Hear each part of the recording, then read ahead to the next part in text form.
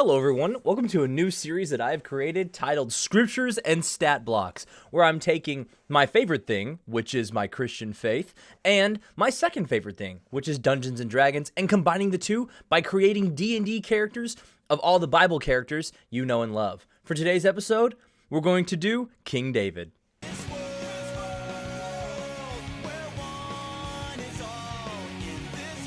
All right, let's go ahead and talk about what we're trying to do with this build. First things first, we want to make one nasty hit with one single little slingshot. Actually, fun fact, if you've ever seen videos of the actual slingshot that was used, it was really powerful. Basically, the equivalent of a 9mm. It was crazy. Second thing we want to do is we want to make sure we love ourselves some poetry and music. We're writing psalms, we're singing, we're making it happen. Also, we just want to be a chill guy. We're just likable and just people seem to like us, except if you're King Saul, but we'll get to that. All right, so first things first, let's go ahead and go for our species. We're going to go with variant human. I want to clarify, we're using a mixture of 2024 rules and 2014, although we'll be using mostly 2014 rules. For your language, I mean, pick whatever you want. You can pick Celestial or whatever. I personally picked Celestial because I feel like that kind of makes sense. For your ability score increases, let's increase 1 dexterity and 1 charisma. For your skill of choice, choose religion. You be singing to the Lord, hallelujah. For your feat, we're going to take sharpshooter, and we're going to take the 2014 sharpshooter, which gives you the ability to attack at long range without imposing disadvantage on ranged weapon attacks. Your ranged weapons attacks ignores half or 3/4 cover, and before you make an attack with a ranged weapon that you are proficient with, you can choose to take a -5 penalty to the attack roll, and if the attack hits, you add +10 to the damage. Don't know why we would need that. That's a surprise tool that'll help us later. All right, so first things first, let's go ahead and go to our background before we go to our class. Let's choose entertainer. You like to play music and you be chilling with the sheep while playing music. All right, so for our ability scores, we're doing standard array. Let's put dexterity at 15. You're a nimble guy. You got to make sure that slingshot is accurate. Next up, let's put constitution. Man, you probably are smelling stinky feet and stinky hooves of animals all day, so you got to make sure you're a little hardy individual. Next up, let's go ahead and put charisma at 13, bumping it up to 14. You're just a chill guy who loves to worship. Actually, you're not a chill guy. You're a very passionate and energetic individual. More about that later. Intelligence is going to be at 12. Believe it or not, you're actually decent at battle strategies, even if it means pretending to go crazy just to get people off your scent. Strength is a little bit low, but strength is average, about a 10. We don't really see David doing feats of strength. That's other people in the Bible. And we're putting wisdom at number 8. Hey, you might be a very charismatic individual, but you have a little bit of an issue when it comes to discerning with the ladies. For our first class, drum roll please. We're gonna go Bard. That's right, first level Bard. With Bard, you get Bardic Inspiration, which means as a bonus action, you can inspire another creature within 60 feet of yourself that can see or hear you. That creature is able to get one of their inspiration dice, which can be a D6 added to any of their D20 rolls. Need to inspire one of your fellow soldiers to fight in combat? You can do that. Or hey, maybe need to help your king succeed on his charisma saving throw against that demon that's been tormenting him. On top of that, we also get all sorts of different expertise and proficiencies. We get three proficiencies. So, hey, how about persuasion, animal handling, and performance? Hey, while you're at it, grab some musical proficiencies as well. Harp, lute, lyre, whatever you're feeling. I would do at least lyre and harp. On top of that, with 2024 rules, we get expertise. So, hey, take some expertise in performance and persuasion. You're pretty good at that music, and also, you're a pretty persuasive guy. On top of that, bards also get some spell casting. You get some cantrips and stuff, which is pretty nice. Hey, let's go ahead and get ourselves just something simple, nothing crazy. Hey, you may never know, you might need to see need to see in the dark. Let's grab some light for a torch. Why? Because it's always good. And hey, let's also take Vicious Mockery, which forces an enemy to make a wisdom saving throw, or they take 1d6 psychic damage and have disadvantage on the next attack roll that is made before the end of their next turn. Hey, maybe you got to taunt somebody or tell Goliath, get ready, you're about to be killed. For our first level spells, let's take Animal Friendship. You're pretty good with the sheep, and you got to make sure that they're always in the same spot. Hey, while we're at it, we'll take some Charm Person so you can interact with people and keep the king from trying to impale you with a spear.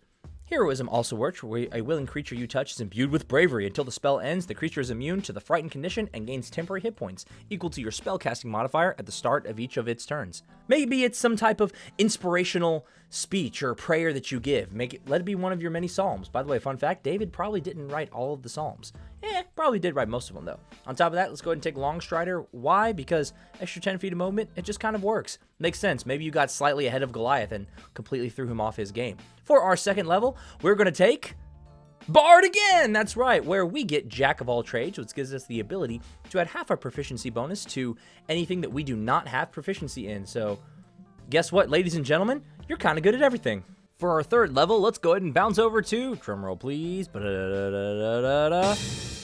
Fighter! Hear me out, fighters at level 1 get a fighting style, so guess what? We're going to take archery to gain a +2 bonus to our attack rolls. That means if you decide to use your sharpshooter ability, instead of taking a -5 penalty, you only take a -3 penalty for +10 damage. So by level 3, you've got the potential to do 1d4 plus 13 points of damage. I don't know about you, but I think that's pretty mamma jamma for a level 3 character. But also, on top of being a first level fighter with the archery fighting style, you also can get Second Wind, which gives you the ability to add 1d10 plus your fighter level to hit points as a bonus action. And so guess what? We can use this twice per short rest. All right, on top of that, we can do Weapon Mastery. So for starters, let's go ahead and do Sling. Gives us the ability to slow, so if we hit a creature with a sling and deal damage to them, we can reduce them by 10 feet. I like to think that when you got that nat 20, the DM thought that was super dope and decided to allow Goliath to fall for his slowed speed. And since we have other weapon masteries we can take, let's go ahead and take Quarterstaff. You had a stick, you were using that to kill lions. Need I remind you that God delivered you from the lion and the bear, so Goliath was just another enemy. Quarterstaff gives you the ability to do something called Topple, which if you hit a creature with this Quarterstaff, you can force the creature to make a Constitution saving throw, or they get knocked prone. Also, we get a third one. Let's go ahead and take Greatsword so that we can have the ability to graze. Although, you did not graze Goliath when you ran up to him and started decapitating him with his own sword. Man, that is totally baller. For context, by the way, David would have been like a teenager, so you can imagine these soldiers all pulling up and seeing some teenager get super angry at Goliath and just takes him out with a slingshot and just totally decapitates him. Now, we do gain different proficiencies in things such as all sorts of different weapons and armor. However, as I might recall, David did not want to wear Saul's armor. He did not need any of it, so he didn't use light, medium, or heavy armor, or even a shield. For our fourth level, we're going to go ahead and do another level in Fighter. I know what you're thinking. Why are we doing this? Because hear me out. I like to think that when David pulled up to Goliath and hit him in the head with that slingshot, he decided to action surge and use Goliath's own sword against him. We also get Tactical Mind, which means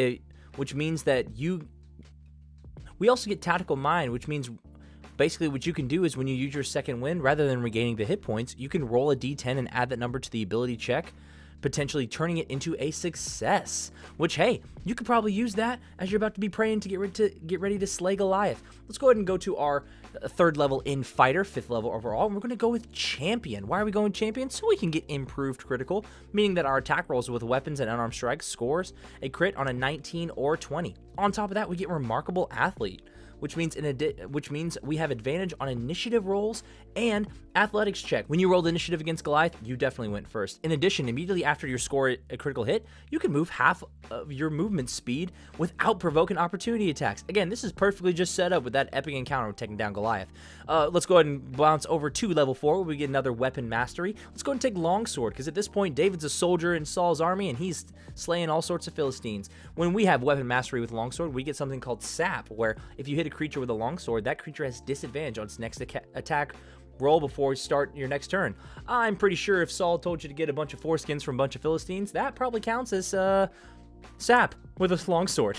On top of that, we get ability score improvement. Let's bump up that dexterity so we can keep slicing and dicing.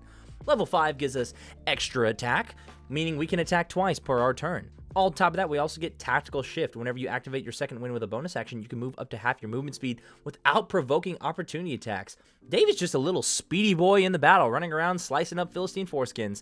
Level 6 gives us another ability score improvement. Let's bump up that dexterity all the way up to 20 so that we're a super swift boy, because at this point, we're dodging spears that are being thrown at us spontaneously. I like to think that he was constantly taking the dodge action just in case Saul got super angry with his spear. 7th level fighters get another fighting style. Let's go ahead and go with great weapon fighting, where when we roll damage for an attack roll we make with ability weapon, you're holding with 2 hands, you can treat any 1 or 2 as a 3. The weapon must have at least the 2-handed property or the versatile property, meaning, hey, that means the bare minimum damage we can do with our sword is 8. I don't know about you, but if we're slaying any commoner soldiers, we're slicing them up in 1 or 2 hits. 8th level fighters get ability score improvement. Let's go ahead and bump up that charisma. We're getting pretty good at leadership, and so we're talking to people and gaining a bit of a following. It's making King Saul a little jealous, but hey, we're best friends with Jonathan, and we're making a vow to make sure we take care of his family. Also, quick side note, Jonathan and David were good friends. They consider themselves brothers.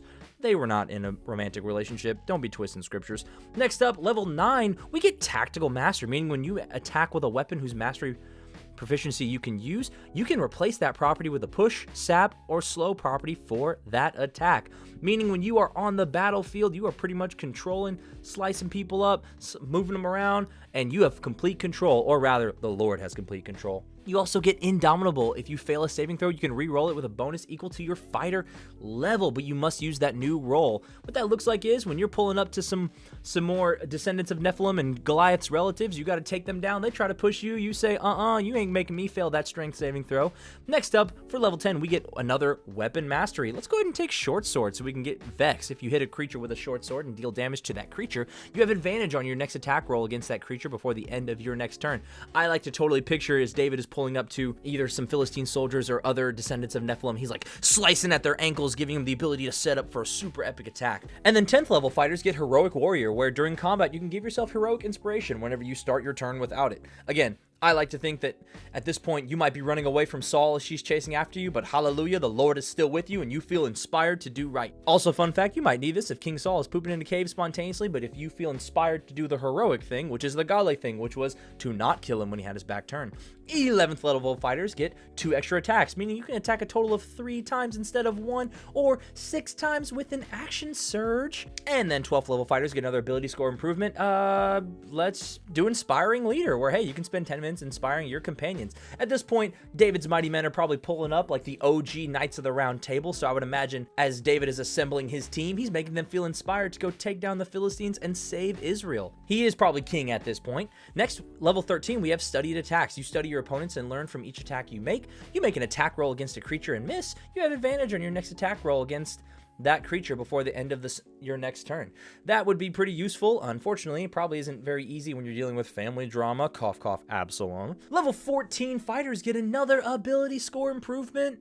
Let's bump up that constitution. Might as well. We're starting to kill a whole bunch more giants and we're starting to become a king. That can be exhausting. You need a little bit of durability. Level 15 gets Superior Critical. Your attack rolls with weapons and unarmed strikes can now score a critical hit on 18 through 20. That means you got a 15% chance of totally taking out whatever giant is coming your way. At this point, I probably imagine you are probably spending a little too much time enjoying your victories rather than fighting for it. That could come into play later. You better be careful. You better stay off of those balconies. Level 16 fighters get another ability score improvement. You know, I guess we'll go ahead and take the Alert feat, which gives you initiative proficiency, meaning you can add your proficiency bonus to initiative rolls. This puts you at plus 11 initiative. If only you had used that in battle and not on the balcony when you were supposed to be fighting. You should have stayed away from that, my good man. Bathsheba had a husband. It's okay. You repented. Let's go ahead and take Alert feat, which gives you proficiency in your initiative rolls, meaning you have a plus 11 to initiative. On top of that, you can swap it out from somebody. I like to think of it as that time you were in a battle and you almost died, but thankfully your friend jumped in and saved you. It's ironic, isn't it? Because you decided not to take initiative on certain other circumstances. I'm talking about Absalom and Bathsheba stuff. Look it up in the scriptures. We love King David, but he was not a perfect man. Hallelujah. He needed to repent. You also get another weapon mastery. Let's just take a lance. At this point, you're constantly in battle and fighting for the Lord, so you get a thing called Topple, which gives you the ability to knock people prone. And 18th level fighter is going to be our capstone, which gives you Survivor. It means that you can defy death. You have advantage on death saving throws. Moreover, when you roll an 18 or 20 on your death saving throw, you gain the benefit of rolling a 20 on it. So basically, not the best, but hey, you basically get a critical success on an 18 through 20 on a death save. Again, I like to think of this as that time when David was in a battle and he thought he was all that in a bag of chips, but he really was an old man, and so his troops had to basically pull up and say, hey, stop it, you're going to get killed. You also get Heroic Rally. At the start of each of your turns, you regain hit points equal to 5 plus your Constitution modifier if you are bloodied and have at least 1 hit point. Again, David out here being an inspiring leader. All right, let's go ahead and talk about how this build works. For starters, you are definitely a little bit good at a little bit of everything. For starters, you got a decent amount of HP. You have 180 HP, you're very nimble, you have proficiency in basically everything. You need to convince someone? I got you.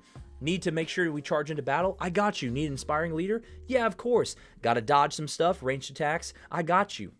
Need to be sneaky enough to sneak behind King Saul as he's trying to relieve himself in a cave? Yeah, got you on that one. Pretty much everything you've got, whether it's proficiency, half proficiency, expertise, you are definitely a jack of all trades. For the second ability, you are pretty versatile in combat as well. Need to make some ranged attacks? Yeah, sure, I'll pick up any ranged weapon and hit him from a distance. And then you can also hit people up close. You're dealing a whole bunch of attacks. With your action surge, you get 6 attacks, and any weapon you are wielding can make that happen. You're controlling the battlefield, whether you're knocking people down or slowing people down. You are definitely someone who knows how to handle the battles. On top of that, you're a pretty cool leader. You're able to lead people with Charm Person, and you have Healing Word. On top of that, you have spells like Heroism, and you're also super duper charismatic. And for a fighter, that's pretty hard to navigate. 4 weaknesses. Yes, you're a jack of all trades, but you are a master of none. Yes, you have 180 hit points, but with a 20th level fighter, that could put you at 200 HP.